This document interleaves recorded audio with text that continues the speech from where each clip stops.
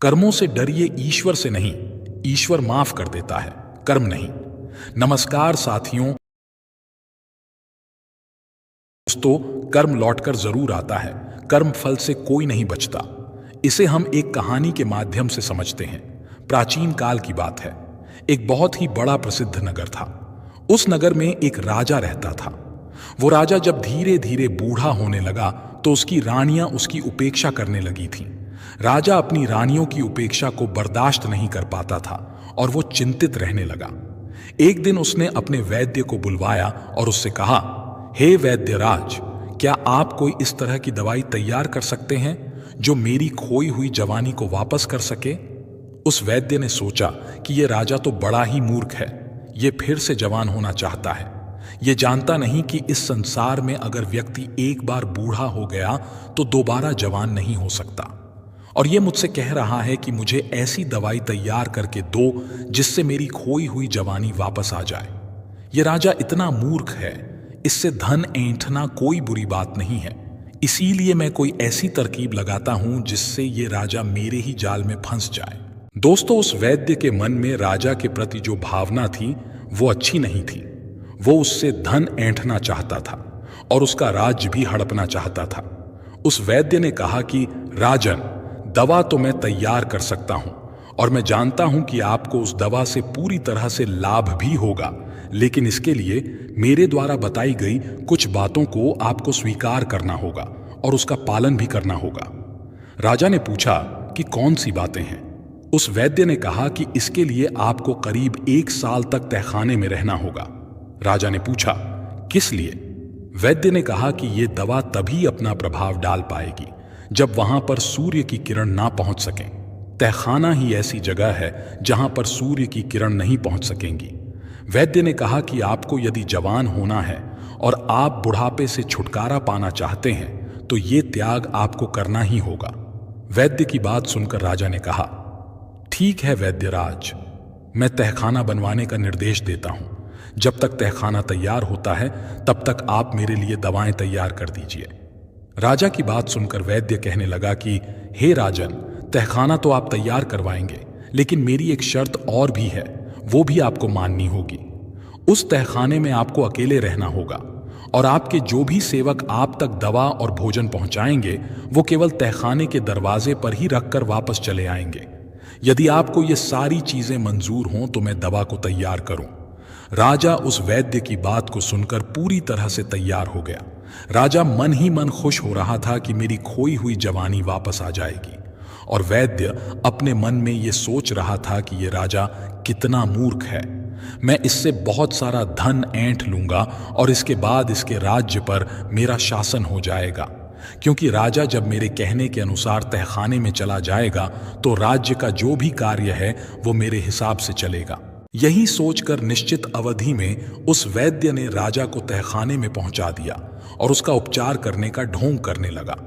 उसने राजा से कहा कि हे राजन, अब कुछ ही दिनों के बाद आपका बुढ़ापा दूर होने वाला है और आपके स्वास्थ्य पर बहुत बड़ा प्रभाव पड़ने वाला है।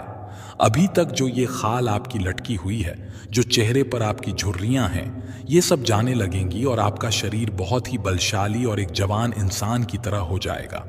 आपकी रानियां जब आपको देखेंगी तो वो आपको पहचान भी नहीं पाएंगी। दोस्तों, वो वैद्य इस तरह से अपनी चालाकी दिखा रहा था कि मानो वो स्वयं ही भगवान हो। उस वैद्य की बात को सुनकर राजा बड़ा प्रसन्न हुआ और कहने लगा कि हे वैद्यराज, हम तो यही चाहते हैं। यदि मेरी खोई हुई जवानी फिर से वापस हो जाए तो मैं तुम्हें मुंह मांगा इनाम दूंगा और इतना धन दूंगा कि तुम्हारी आने वाली पीढ़ियां भी माला माल हो जाएंगी।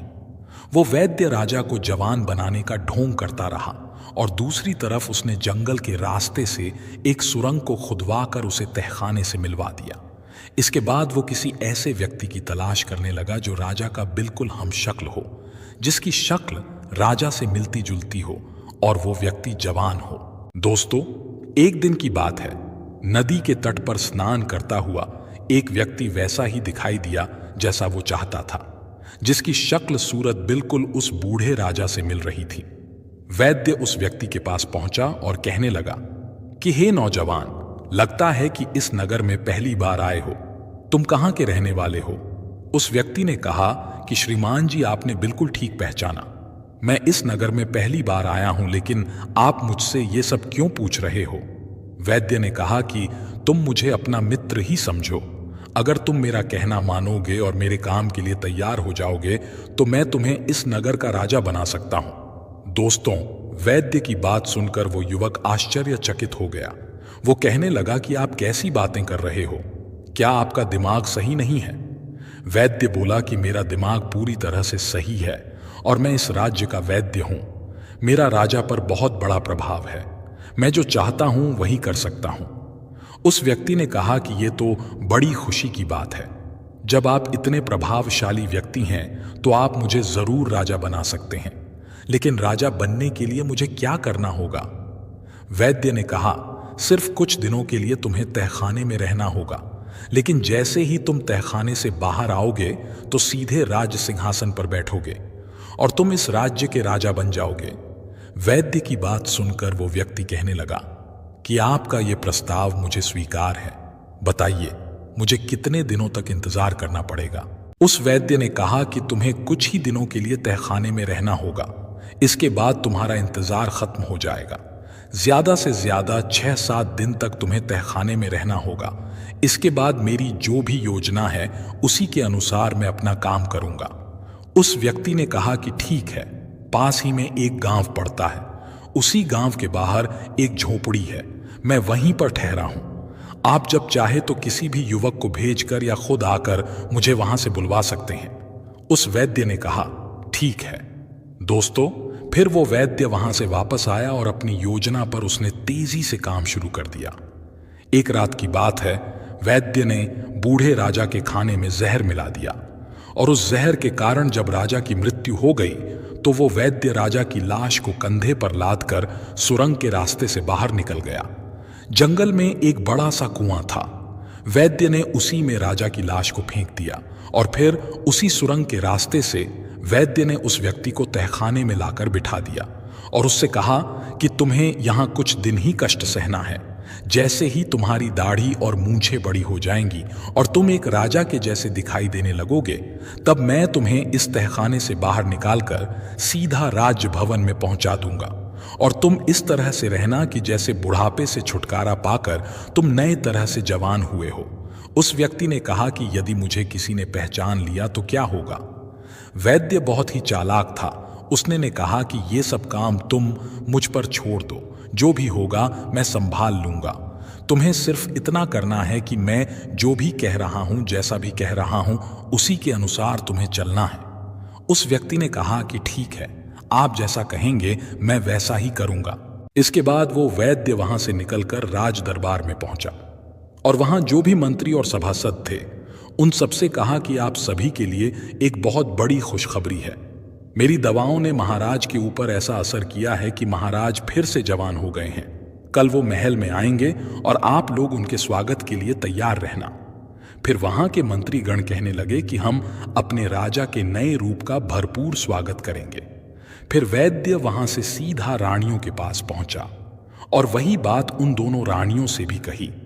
इस बात को सुनकर दोनों रानियां प्रसन्न हो गईं। उन्होंने तय योजना के अनुसार वैद्य को बहुत सारा धन निकाल कर दे दिया। अगले ही दिन वैद्य ने तहखाने से उस व्यक्ति को लाकर सिंहासन पर बिठा दिया। उस नए राजा को देखकर सभी लोग, रानियां और वहां के मंत्री हैरान हो जाते हैं, क्योंकि उनके हिसाब से बूढ़ा राजा बिल्कुल एक युवा पुरुष दिखाई देने लगा था। दोनों रानियां और उनके मंत्री इस बात से सहमत हो गए कि यही उनके राजा हैं। इतना ही नहीं, उस वैद्य ने राजा बने युवक से ये भी कहा कि राजन, आपका जो पुराना नाम था वो आप बदल दीजिए, क्योंकि अब आपका शरीर भी नया हो गया है, इसलिए आपका नाम भी नया होना चाहिए। उस व्यक्ति ने कहा कि वैद्य जी, आपसे अच्छा नाम और कौन रख सकता है? जब आपने मुझे बुढ़ापे से जवान बना दिया है तो आप ही एक अच्छा सा नाम सोचकर रख दीजिए। फिर उस वैद्य ने जो भी नाम राजा का रखा वो सभी को पसंद आया और सभी ने उसकी सराहना की। अब एक नए नाम से वो राजा प्रसिद्ध हो गया था।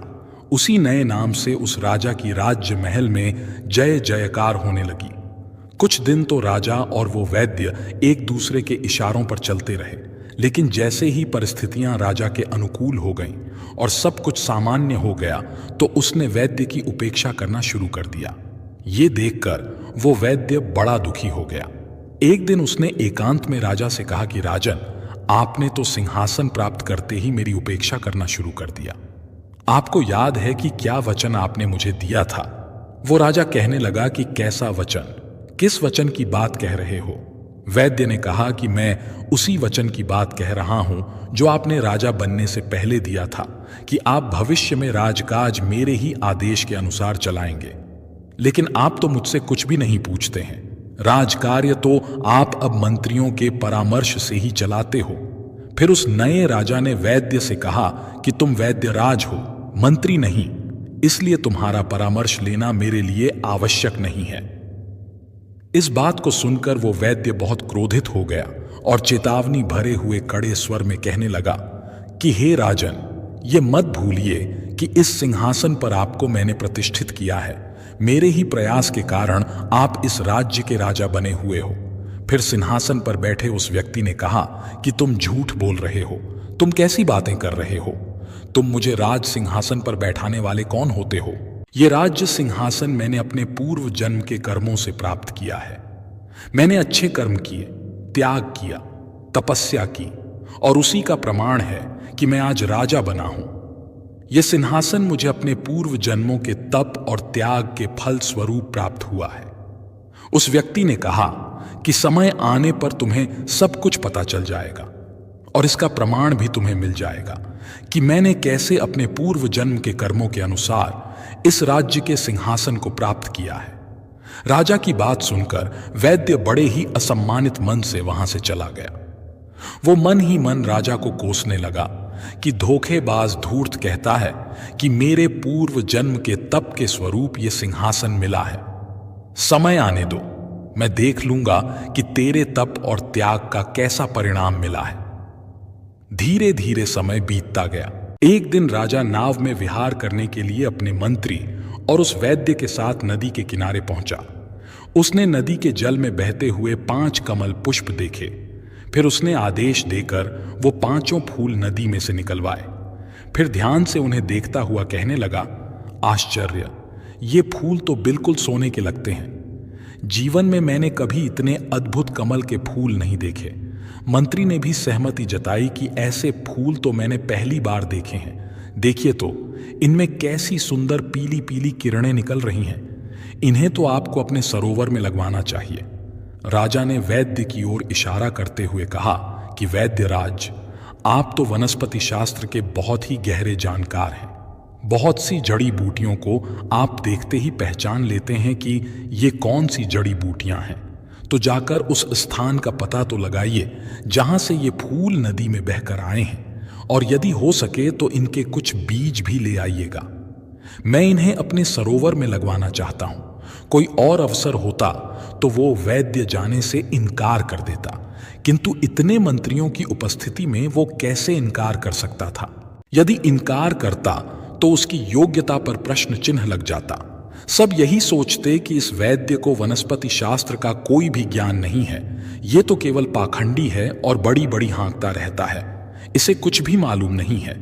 इस तरह से सोचकर कि उसकी हंसाई ना हो जाए, वो वैद्य तैयार हो गया। नदी के बहाव के विपरीत दिशा में चलता हुआ वो वैद्य उस नदी के उद्गम स्थल पर पहुंचा, जहां उसने एक बहुत पुराना ऐसा मंदिर देखा जो खंडहर में तब्दील हो चुका था। उस मंदिर का अधिकतर हिस्सा ध्वस्त हो चुका था। सिर्फ वही कक्ष कुछ अच्छी हालत में बचा हुआ था, जिसमें भगवान शिव की मूर्ति थी। भगवान शिव की मूर्ति को देखकर उस वैद्य ने भगवान शिव को प्रणाम किया। फिर उस कक्ष के बाहर निकलकर मंदिर के प्रांगण में पहुंचा और इधर उधर निगाह दौड़ाने लगा। तभी उसकी निगाह एक बरगद के वृक्ष पर पहुंच गई। वो बरगद का पेड़ बहुत ही विशाल था और नदी के किनारे उगा हुआ था। उसकी कुछ शाखाएं तो नदी के जल के ऊपर फैली हुई थीं। तभी उसकी नजर वृक्ष की एक शाखा पर लटके हुए एक मानव के कंकाल पर पड़ी। वो नर कंकाल बरगद की एक मोटी सी शाखा पर उलटा लटका हुआ था। उसकी टांगे आकाश की ओर थीं और सिर नदी के जल से कुछ ऊपर था। फिर वो वैद्य उस नर कंकाल के समीप गया और वो सोचने लगा कि ये कैसा कंकाल है और किसका है और क्यों विपरीत अवस्था में लटका हुआ है। क्या इसके उल्टा लटकने में कोई रहस्य छुपा है? वैद्य ये सब बातें सोच ही रहा था कि अचानक मौसम बदल गया। आकाश में बड़े बड़े काले घने बादल छा गए। हवा का प्रवाह तेज होने लगा। देखते ही देखते तेज आंधी के साथ घनघोर बरसात शुरू हो गई। बरसात में भीगने से बचने के लिए वो वैद्य बरगद के मोटे तने से सट करके खड़ा हो गया। फिर उसने देखा कि बरसात की जो बूंदें उस कंकाल को स्पर्श करके नीचे नदी में गिर रही थीं, उससे स्वर्ण कमल पैदा हो रहे थे। ये देखकर वो वैद्य बड़े आश्चर्य में था। बारिश जब बंद हुई तो वैद्य ने लटकते हुए कंकाल को छूने का प्रयास किया।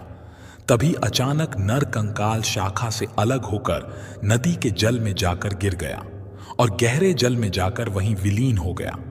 वैद्य जब वापस लौटकर आया तो उसने जो भी घटना हुई थी वो सब राजा को बता दी। ये सब सुनकर के राजा के चेहरे पर मुस्कान आ गई।